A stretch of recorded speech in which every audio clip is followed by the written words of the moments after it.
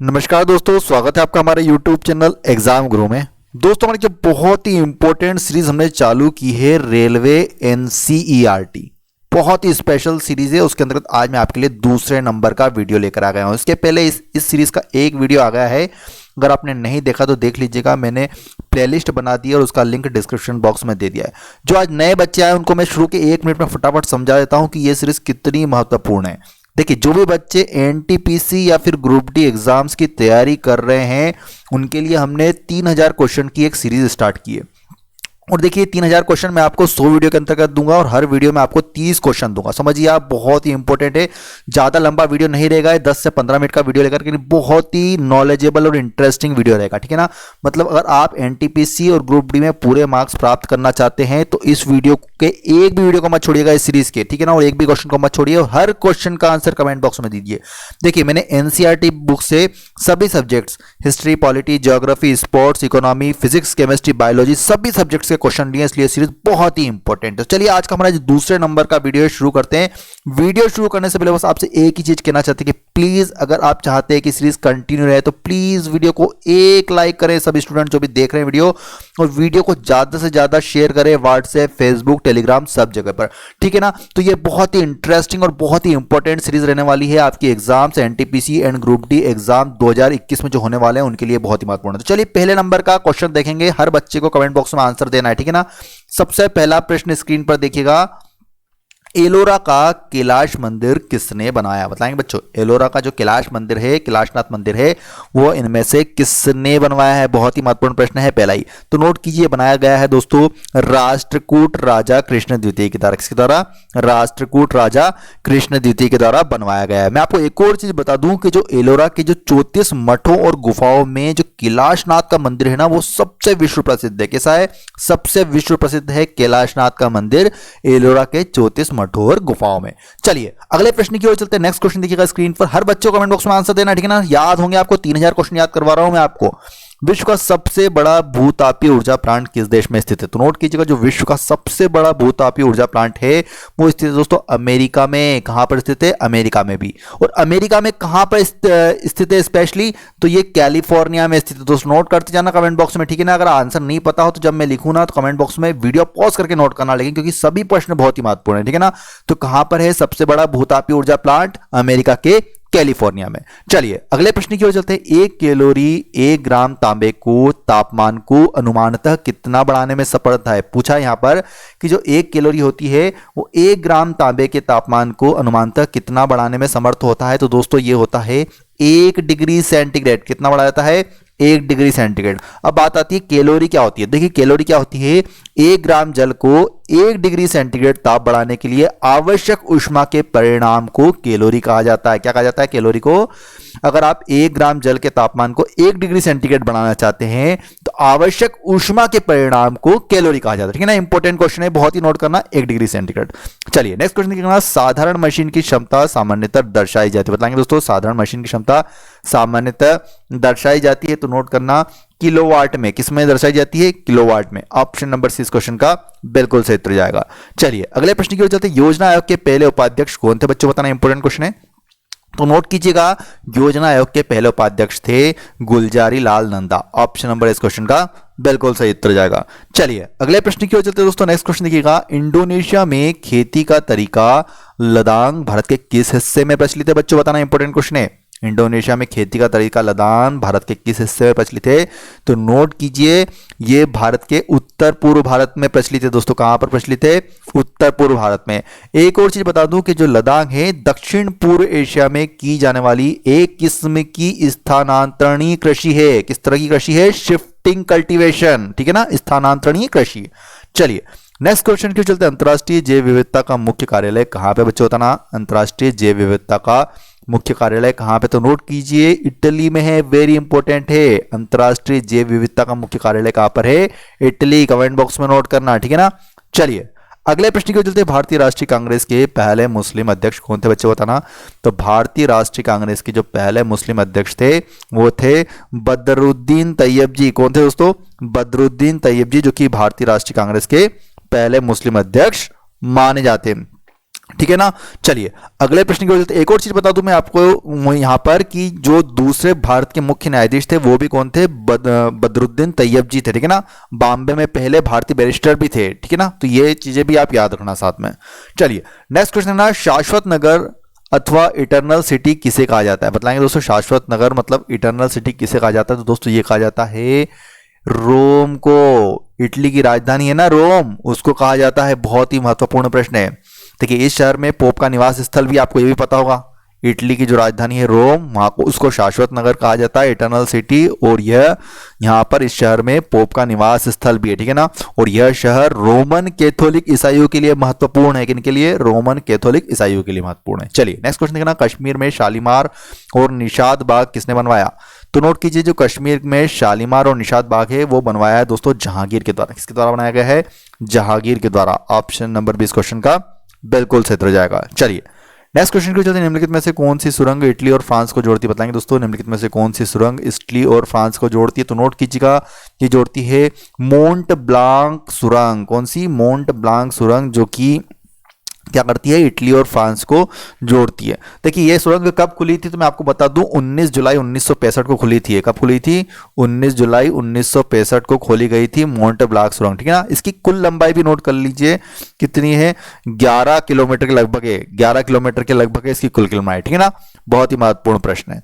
चलिए अगले प्रश्न की ओर चलते हैं। नेक्स्ट क्वेश्चन देखिएगा, इंदिरा कोल किन 3 देशों की त्रिकोणीय सीमा का निर्माण करता है, बच्चों बताना। इंदिरा कोल किन 3 देशों की त्रिकोणीय सीमा का निर्माण करता है, तो नोट करना भारत, पाकिस्तान और चीन। कौन से 3 देश है वो जिनकी त्रिकोणीय सीमा का निर्माण करता है, इंदिरा कोल, भारत, पाकिस्तान और चीन है। ठीक है ना, बहुत ही महत्वपूर्ण प्रश्न है वाला भी। नेक्स्ट क्वेश्चन है, राष्ट्रीय गणित दिवस कब मनाया जाता है बच्चों, तो नोट करना जो राष्ट्रीय गणित दिवस है वो मनाया जाता है दोस्तों 22 दिसंबर को। कब मनाया जाता है, 22 दिसंबर को मनाया जाता है।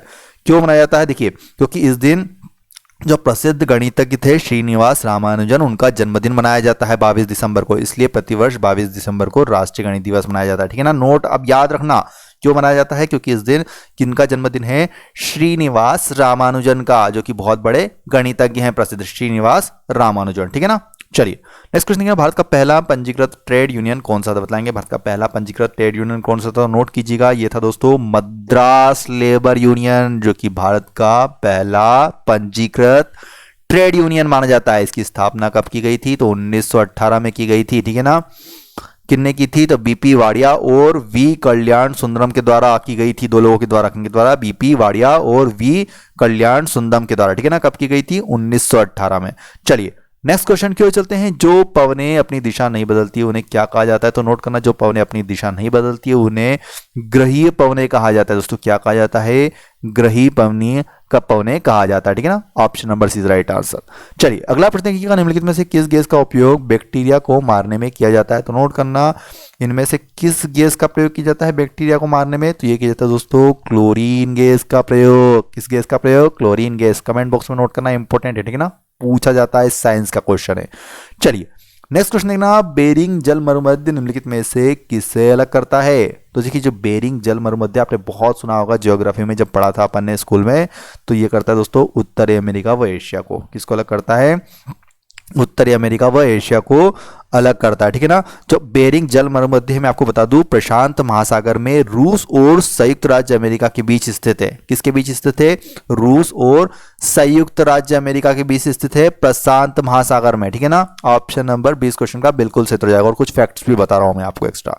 बताना मैफ्लावर नामक जहाज से अंग्रेज अमेरिका कब पहुंचे थे, तो देखिए जो मैफ्लावर नामक जहाज से अंग्रेज अमेरिका पहुंचे थे दोस्तों 1620 ईस्वी में। कब पहुंचे थे, 1620 ईस्वी, मतलब ऑप्शन नंबर 6 क्वेश्चन का बिल्कुल सही उत्तर जाएगा। नेक्स्ट क्वेश्चन है, जब एक वस्तु की गति दुगनी कर जाती है तो उसकी गतिज ऊर्जा पर दोस्तों क्या प्रभाव पड़ता है, बताएंगे।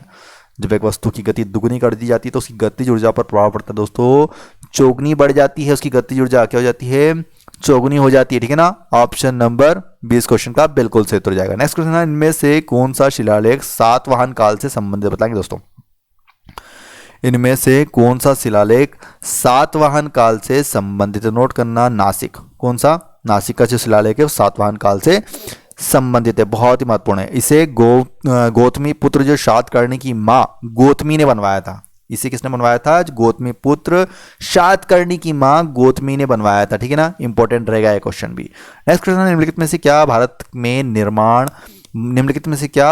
निर्माण में साझेदार नहीं है? बताएंगे निम्नलिखित में से क्या भारत निर्माण में साझेदार नहीं है? तो देखिए, भारत सरकार भी होती है, राज्य सरकार भी होती है, पंचायती राज संस्थान भी होती है, लेकिन प्राइवेट उद्यमी जितने भी प्राइवेट फर्म्स होती है वो नहीं होती है। बिल्कुल सिंपल क्वेश्चन है। ठीक है ना, ऑप्शन नंबर डिस्कशन का बिल्कुल सही उत्तर जाएगा। चलिए नेक्स्ट क्वेश्चन है, 1916 में होम रूल आंदोलन किसने शुरू किया था? VIMP क्वेश्चन है, हिस्ट्री का बहुत बार पूछा जाता है, बहुत बच्चों को पता भी होगा, लेकिन नोट कर ले कमेंट बॉक्स में। 1916 में होम रूल आंदोलन शुरू किया गया था एनी बेसेंट के द्वारा। कब किया गया था? किसके द्वारा किया गया था? एनी बेसेंट के द्वारा। कब किया गया था? 1916 में। ठीक है ना, चलिए अब किसके साथ मिलकर किया था एनी बेसेंट ने? तो बाल गंगाधर तिलक के साथ मिलकर। किनके साथ मिलकर किया था एनी बेसेंट ने इस होम रूल आंदोलन को शुरू? बाल गंगाधर तिलक के साथ मिलकर।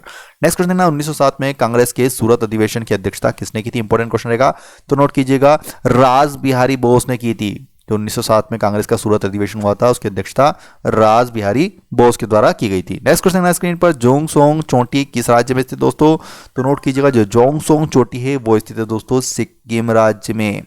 सिक्किम राज्य में। ठीक है ना, जोंगसोंग चोटी किस राज्य में स्थित है? सिक्किम राज्य में स्थित। देखिए अब मैं आपको बता दूं, जोंगसोंग जो पर्वत है उसकी ऊंचाई 7462 मीटर है दोस्तों। कितनी है? 7462 मीटर है जोंगसोंग पर्वत की ऊंचाई। नोट कर लेना है ना। और ये विश्व का 57वां सबसे ऊंचा पर्वत है। कितने कौन से नंबर पर आता है? 57 नंबर पर आता है। ठीक है ना, ऊंचाई के मामले में पर्वतों में जोंगसोंग चोटी जो सिक्किम में। नेक्स्ट क्वेश्चन देखिएगा, बोरी वन्यजीव अभ्यारण्य किस प्रदेश में स्थित है? तो नोट करना, जो बोरी वन्यजीव अभ्यारण्य है वो स्थित दोस्तों मध्य प्रदेश में। मध्य प्रदेश में कहां पर? तो याद रखिएगा, होशंगाबाद जिले में। ठीक है ना, इसके क्षेत्रफल की बात की जाए तो 518 वर्ग किलोमीटर इसका क्षेत्रफल है। तो याद रहेगा ना, बहुत ही अंदरूनी क्वेश्चन है, बेसिक क्वेश्चन है, बहुत पूछे जाता है तो बहुत बच्चों को गलत होता है। बोरी वन्यजीव अभ्यारण्य होशंगाबाद में है, जो कि मध्य प्रदेश राज्य में स्थित है। इसका क्षेत्रफल की बात की जाए तो 518 वर्ग किलोमीटर इसका क्षेत्रफल है। ठीक है ना, चलिए नेक्स्ट क्वेश्चन है, सर थॉमस स्टैमफोर्ड रैफल्स किस आधुनिक देश के संस्थापक माने जाते हैं? तो नोट करना, जो सर थॉमस स्टैमफोर्ड रैफल्स है वो माने जाते हैं सिंगापुर के संस्थापक इनको माना जाता है। ठीक है ना, ऑप्शन नंबर 20 क्वेश्चन का बिल्कुल सही उत्तर जाएगा। चलिए नेक्स्ट क्वेश्चन है, ऐसी तरंगे जिनका ध्रुवीकरण नहीं हो सकता क्या कहलाती है? ऐसी तरंगे जिनका ध्रुवीकरण नहीं हो सकता है क्या कहलाती है? तो उन्हें कहा जाता है दोस्तों अनुदैर्ध्य तरंगे। ठीक है, क्या कहा जाता है? अनुदैर्ध्य तरंगे। ऐसी तरंगे जिनका ध्रुवीकरण नहीं हो सके उन्हें अनुदैर्ध्य तरंगे कहा जाता है। इंपॉर्टेंट क्वेश्चन है, नोट करना। नेक्स्ट क्वेश्चन देखिएगा, भारत में हाइसिंथ नामक जंगली घास किस महाद्वीप से आई है? तो नोट करना, भारत में हाइसिंथ नामक जंगली घास आई है दोस्तों दक्षिण अमेरिका से। कहां से आई है? दक्षिण अमेरिका से। ऑप्शन नंबर 20 क्वेश्चन का बिल्कुल सही उत्तर है, बहुत ही इंपॉर्टेंट क्वेश्चन है वाला। ठीक है ना, चलिए नेक्स्ट क्वेश्चन है, द्वितीय महाद्वीप कांग्रेस का अधिवेशन कब हुआ था? बताएंगे द्वितीय महाद्वीपीय कांग्रेस का अधिवेशन कब हुआ था? तो नोट करना, ये दोस्तों हुआ था, ऑप्शन में राइट आंसर 10 मई 1775। कब हुआ था? 10 मई 1775 को हुआ था इसी में। ठीक है ना, नेक्स्ट क्वेश्चन है, दक्षिण अफ्रीका सीमा शुल्क संगठन के कितने सदस्य देश बताएंगे दोस्तों? दक्षिण अफ्रीकी सीमा शुल्क संगठन के कितने देश है? तो नोट करना दोस्तों 5 देश है। ठीक है ना, दक्षिण अफ्रीका सीमा शुल्क संगठन के 5 सदस्य देश है। इन्हें देखिए, इनका मैं आपको नाम भी बताता हूं। दक्षिण अफ्रीका पहला तो आ गया, दूसरा आ गया बोत्सवाना, तीसरा आ गया लोसोथो, और चौथा आ गया स्विट्जरलैंड, और पांचवा आ गया है आपका नामीबिया। ये 5 देश है। ठीक है ना, इंपॉर्टेंट क्वेश्चन रहने वाला है। तो दोस्तों आज का हमारा जो दूसरे नंबर का वीडियो था एनसीईआरटी रेलवे एनसीईआरटी का, वो कंप्लीट करा दिया है। डेली मैं आपको 2:30 बजे दोपहर में ये वीडियो अपलोड कर दिया करूंगा चैनल पर। डेली देखना, 100 वीडियो आएंगे, हर वीडियो में 30 क्वेश्चन रहेंगे। इस प्रकार 3000 क्वेश्चन इंपॉर्टेंट आपके कंप्लीट हो जाएंगे। बहुत ही इंपॉर्टेंट सीरीज है। ठीक है ना, डेली एक वीडियो आएगा आपका दोपहर में 2:30 बजे। मैंने टाइम थोड़ा सा चेंज कर दिया। ठीक है ना, और नोट करना, अगर आपको पसंद आ रही सीरीज तो 1 लाइक करो, वीडियो को ज्यादा से ज्यादा शेयर करो। जितने ज्यादा लाइक और शेयर आएंगे ना, आपके लिए आगे भी इतने ही महत्वपूर्ण मैं वीडियो लाता रहूंगा। ठीक है ना, कि बहुत ही इंपॉर्टेंट सीरीज है वाली, सबसे इंपॉर्टेंट सीरीज है। और रेलवे रिवीजन भी आपके लिए बहुत जल्दी आने वाला है। डेली शाम को 7 बजे रेलवे रिवीजन की हम क्लास चालू करने वाले हैं। ठीक है ना, बहुत जल्दी आपको वीडियो मिलने लगेगी रेलवे रिवीजन, जिसमें 10,000 फाइनल प्रश्न आपको मिलेंगे। ठीक है ना, उसके भी 100 वीडियो होंगे, और लेकिन हर वीडियो में 100 क्वेश्चन होंगे। वो भी बहुत जल्दी स्टार्ट होने वाली है। वीडियो देखने के लिए बहुत बहुत धन्यवाद। जय हिंद, जय भारत।